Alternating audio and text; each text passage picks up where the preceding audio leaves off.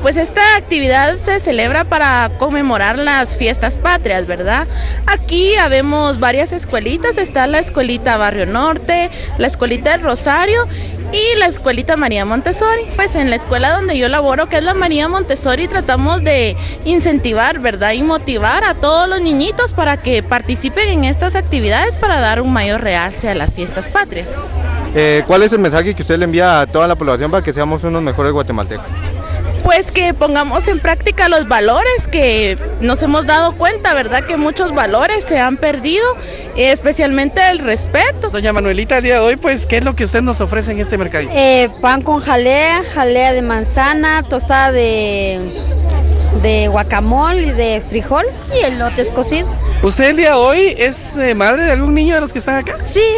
¿Qué le parece a usted este tipo de actividades para los niños? Es excelente porque los niños saben cómo es el mercado y conocen las monedas y es muy interesante. ¿De qué colegio viene su hijo o escuela? Nuestra Señora del Rosario. ¿Qué le dice usted a los maestros de Nuestra Señora del Rosario? Que animen los niños y es muy bonito la actividad y la gente también se comparte con esta actividad. Pues aquí muy contentos compartiendo con los niños y con los padres de familia que vienen a colaborar. Teniendo la ayuda de cada uno de ellos y demostrando todos los trajes típicos del quiché de Guatemala y a la vez como los padres de familia los vienen a colaborar. ¿De qué escuela nos vienes visitando? La María Montessori. ¿Cómo te sientes al estar participando en esta actividad? Muy bien, muy contenta porque uno aprende a colaborar con las maestras y a compartir con la sociedad.